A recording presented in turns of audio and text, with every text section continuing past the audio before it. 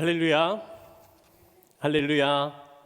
네, 오늘 이렇게 은혜를 사모하여 예배 자리로 나오신 여러분들을 주님의 이름으로 환영하고 축복합니다.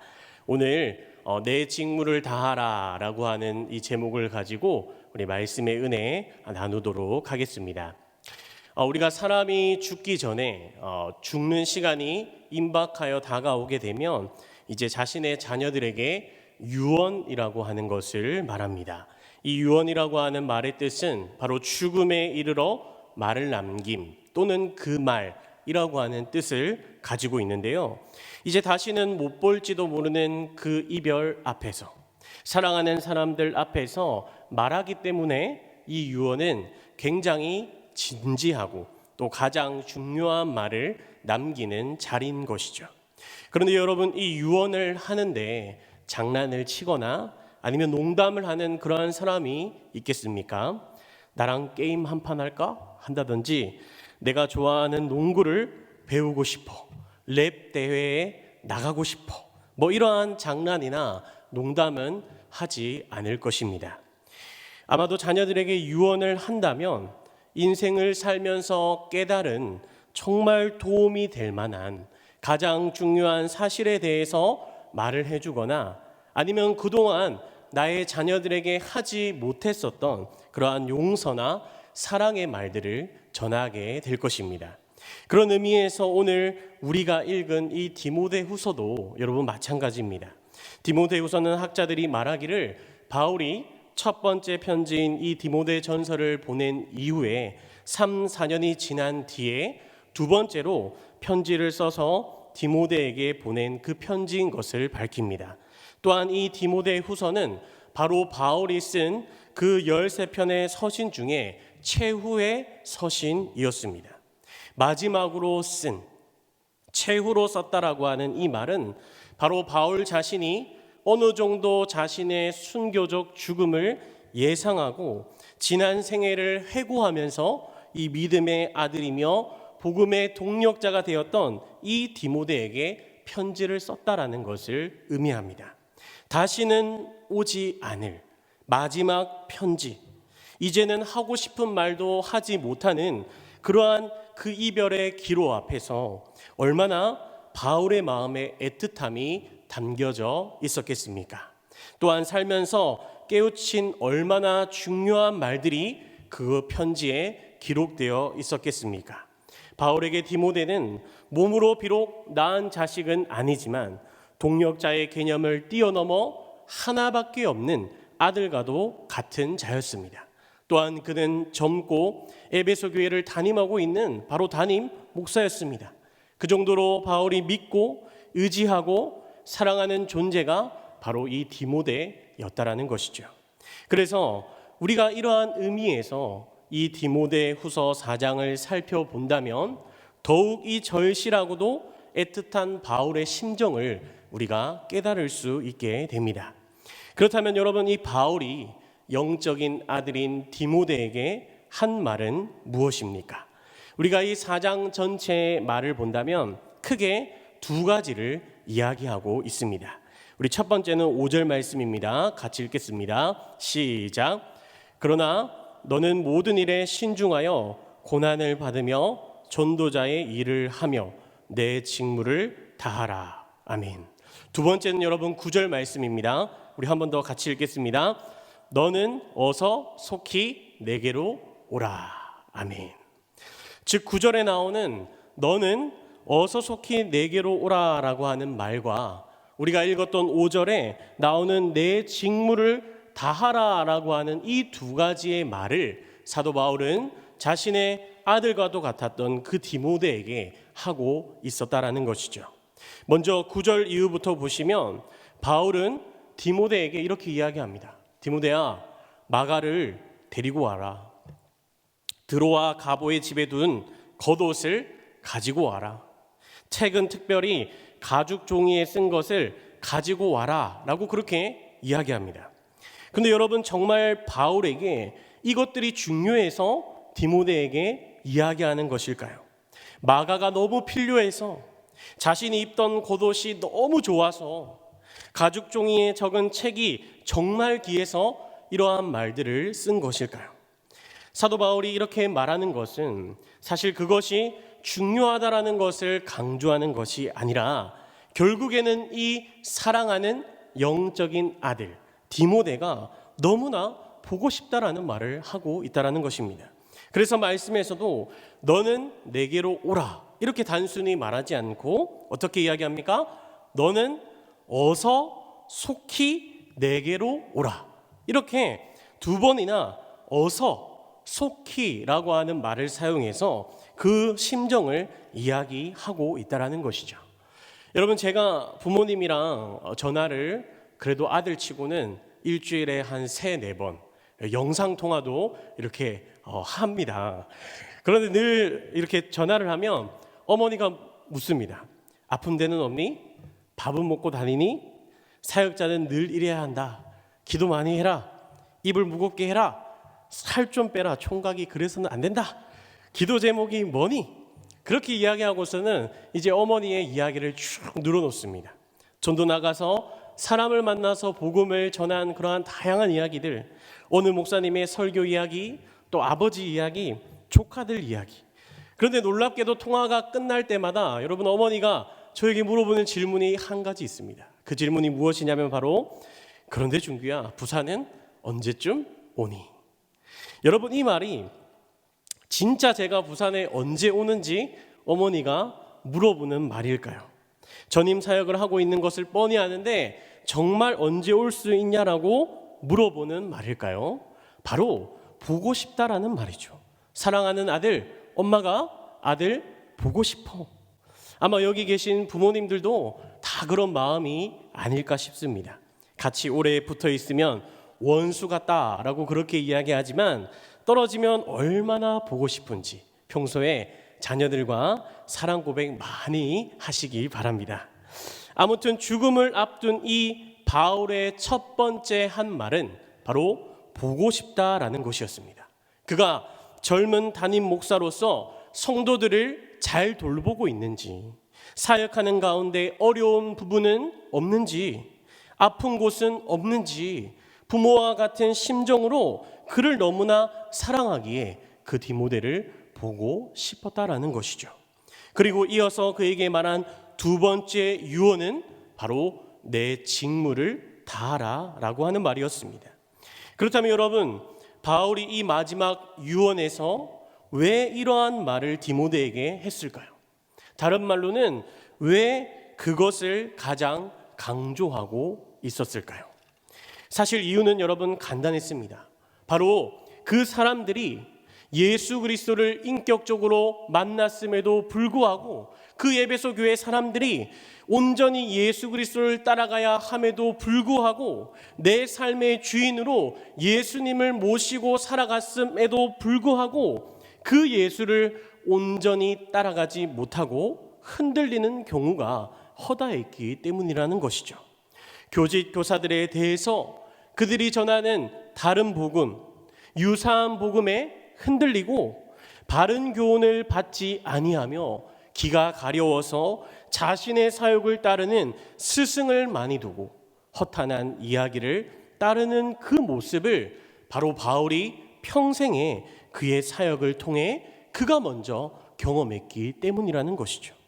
그래서 바울은 자신의 사랑하는 이 영적인 아들이었던 디모데에게 또 젊은 담임 목사에게 내 직무를 다하라 라고 말씀한 것입니다. 여러분들이 보았을 때 이 바울이 디모데에게 한 유언이 여러분 어떻게 느껴지십니까? 참 좋은 말을 해줬다.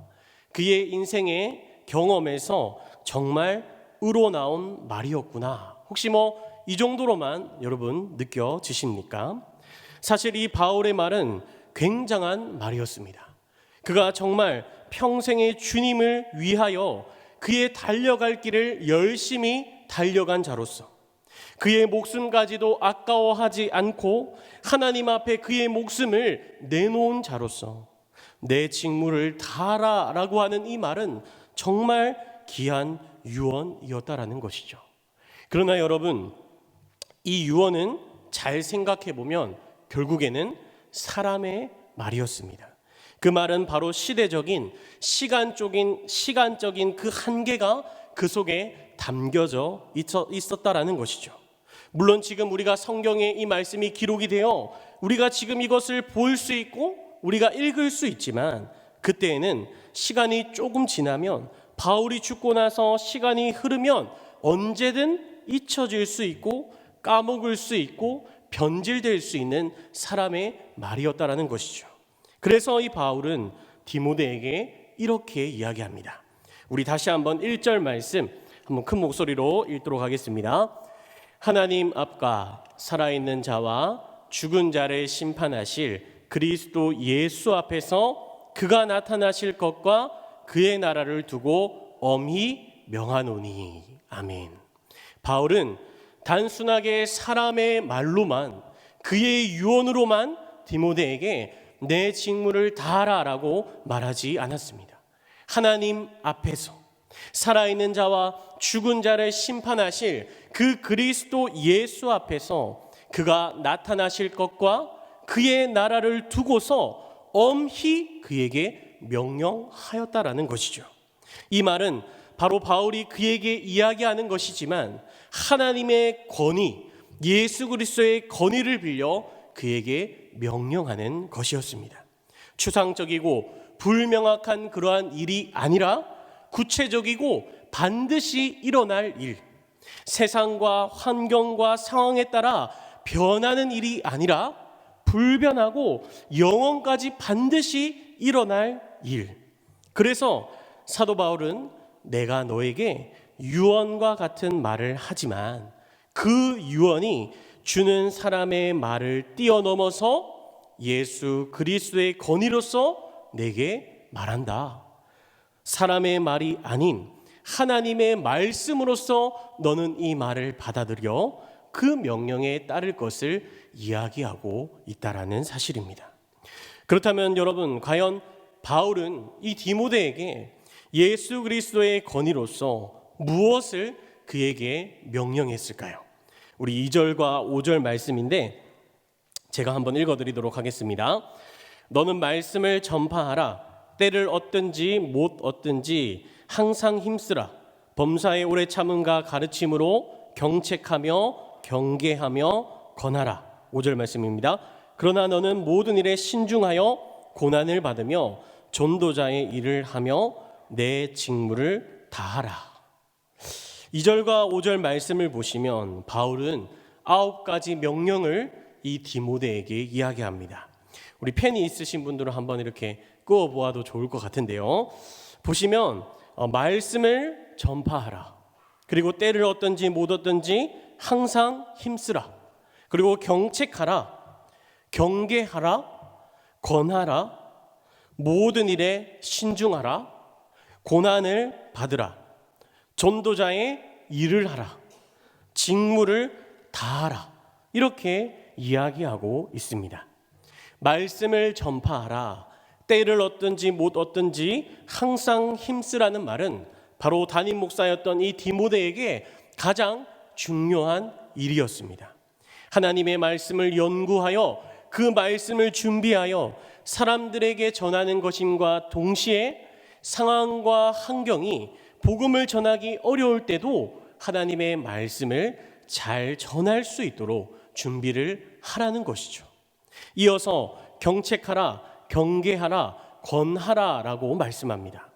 경책하다라고 하는 말은 잘못된 것을 지적하여 바로 잡으려고 하는 교정의 의미가 있고, 경계하라고 하는 말은 하나님의 말씀에 순종하지 않는 자들에 대하여 질책하라는 의미를 담고 있습니다. 종합해보면 거짓 교사들의 판을 치는 그 잘못된 가르침과 불의한 행위에서 벗어나라라고 하는 강력한 훈계와 꾸짖음이 들어가 있는 것이죠. 그러나 이것도 한 번으로 끝나는 것이 아니라 범사에 오래 참음과 가르침으로 계속해서 권하고 또 권하라라고 하는 것을 이야기합니다. 마지막으로는 모든 일에 신중하고 또 고난을 받으며 전도자의 일을 하라고 이야기합니다. 사람이 감정적이기에 너가 감정을 앞세워서 모든 하나님의 일을 하는 것이 아니라 생각에 생각을 거듭하고 기도하며 말씀 가운데 일을 진행해 나가며 닥쳐오는 많은 고난을 예수 그리스도의 능력으로 너가 능히 받아내며 또 늘 믿지 않는 자들에게 복음을 전하며 살아갈 것을 이야기합니다. 그리고 나서 다시 한 번 더 이 8가지 명령에 대한 종합적인 결론이 바로 내 직무를 다하라입니다. 그런데 여러분, 젊은 담임 목사였던 디모데라고 이러한 사실을 몰랐을까요? 사실 디모데도 이러한 부분들에 대해 그도 잘 알고 있었습니다. 그럼에도 불구하고 사도 바울이 이 디모데에게 이렇게 이야기를 한 이유는 바로 사람은 언제든지 넘어질 수 있고 연약한 존재이기 때문입니다. 첫 번째로 디모데는 혈기가 넘치는 젊은 목회자였습니다. 또한 그 나름대로의 연약함도 가지고 있었을 것입니다. 부족한 부분도 분명히 있었을 것입니다. 그렇기 때문에 하나님 안에 속해 있지 않으면 아무리 목회자라고 할지라도 넘어질 수밖에 없고 하나님 앞에 올바르게 서 있지 않으면 무너져 버릴 수밖에 없다라는 것을 사도 바울은 잘 알았던 것입니다. 두 번째로 에베소 성도들도 마찬가지였습니다. 연약하기에 자주 넘어질 수 있기 때문에 바른 교훈을 받지 아니하고 사욕을 따를 길을 즐겁게 하는 스승들을 많이 두고 진리가 아닌 허탄한 이야기를 따를 수 있기 때문에 이 디모데에게 내 직무를 다하라라고 명령하고 있는 것입니다. 우리는 흔히 이 본문을 전도의 날이나 목회자에게만 적용된다라고 생각할 때가 많습니다. 그러나 사실 우리 모두에게 바울은 하나님 앞에서 살아있는 자와 죽은 자를 심판하실 그리스도 예수 앞에서 그가 나타나실 것과 그의 나라를 두고 예수 그리스도의 건의로서 엄히 우리 모두에게 명령하고 있다라는 그 사실을 여러분 꼭 기억하시길 바랍니다. 우리 또한 말씀을 전파하라, 때를 얻든지 못 얻든지 항상 힘쓰라, 경책하라, 경계하라, 권하라, 모든 일에 신중하라, 고난을 받으라, 전도자의 일을 하라, 직무를 다하라. 이 일들을 하지 않으면, 다른 말로 하나님 안에 속해 있지 않으면, 올바르게 서 있지 않으면 바른 교훈을 받지 아니하고 사욕을 따를 길을 즐겁게 하는 스승들을 많이 두고 진리가 아닌 허탄한 이야기를 따르게 된다라는 것입니다. 말씀에 입각한 교훈을 듣지 않고 내 욕심대로 내 판단대로 말하고 행동하는 것, 길을 즐겁게 하는 것, 다른 사람을 욕하는 가십거리나 소문을 퍼뜨리고 사실을 왜곡하는 것, 진리이신 예수 그리스도에 대해 그 나라와 그 말씀을 따르는 것이 아닌 세상의 재밌는 이야기나 트렌드를 따라가고 이야기를 쫓아가는 것. 그래서 교회에 상처를 받고 새로운 사람들이 떠나게 되고 기존의 사람들이 싸우게 되는 그러한 일들이 일어나게 되는 것이죠. 사도 바울은 자신의 평생의 그의 사역 가운데서 이러한 일들을 직접적으로 경험했고 그러한 사건들을 직접적으로 대했으며 그러한 사람들과 직접적으로 사역했기 때문에 바로 그의 마지막 유언에서 이와 같은 말을 하고 있다라는 것입니다. 또한 자신의 사랑하는 영적인 아들 디모데뿐만 아니라 바로 오늘을 살아가고 있는 이 말씀을 듣고 있는 우리들에게도 똑같이 이야기하는 것입니다. 그렇다면 여러분, 단순히 바른 교훈을 받지 않고 자신의 사역을 따를 스승을 많이 두고 진리에서 돌이켜 허탄한 이야기를 따르는 그 사람들만을 위하여 그 이유만으로 사도 바울은 내 직무를 다하라고 명령하고 있는 것입니까? 물론 그 이유도 맞습니다. 하지만 더 중요한 이유가 있습니다. 무슨 이유냐? 바로 우리 8절 말씀 한번 같이 읽겠습니다. 시작. 이제 후로는 나를 위하여 의의 면류관이 예비되었으므로 주 곧 의로우신 재판장이 그날에 내게 주실 것이며 내게만 아니라 주의 나타나심을 사모하는 모든 자에게도 니라. 아멘. 여러분, 말씀은 분명하고도 명확하게 우리에게 이야기합니다. 이 땅에서 하나님이 나에게 주신 내 직무를 왜 다해야 하는지, 그것은 바로 예수 그리스도가 나를 위하여 예비하신 무엇 때문에요, 여러분? 의의 면류관. 이 의의 면류관이 나에게 준비되어 있기 때문에, 예수 그리스도가 누리신, 지금도 누리고 계시는 그 의의 면류관을 나를 위하여 예비해 두셨기 때문에, 다른 말로 하면 주님을 만날 그날에 그 의의 면류관을 내가 받을 수 있기 때문에 바울은 디모데에게 이 땅에서 내 직무를 다하라고 명령하고 있다라는 사실입니다. 그런데 여러분, 우리가 오해하면 안 되는 사실이 있습니다. 그것은 바로 내가 하나님이 나에게 맡겨주신 직무를 열심히 할 때 반드시 이 땅에서 내가 보상을 누리게 된다라는 생각입니다. 물론 하나님이 복을 더하여 주셔서 많은 보상을 받을 수 있죠. 그 은혜를 누릴 수 있습니다. 그것이 잘못되었거나 틀렸다라고 하는 말이 아닙니다. 그러나 하나님이 나에게 맡겨주신 그 직무의 목적이 내가 이 땅에서 보상을 누리는 것에 초점을 맞추게 된다면, 그 직무를 통해서 내가 인정받는 주인공이 되거나 내가 잘나지거나 내가 드러나거나 내가 영광을 받게 된다면, 그러한 것이 나의 목적이 되게 된다면, 우리는 내가 하나님에게 맡은 직무를 다하지 못할 뿐만 아니라 그 자리에서 떠나게 되고 실족하게 되고 상처받게 된다라는 사실입니다. 사도 바울은 오늘 분명하게 우리에게 말씀합니다. 사랑하는 디모데야, 내 직무를 다하여 살아가면 너를 위한 의의 면류관이 예비되어 있을 거야. 그러나 그것은 결코 이 땅에서 받는 것이 아니라 의로우신 재판장이신 예수 그리스도를 다시 보게 되는 그날에 너에게 주실 거야.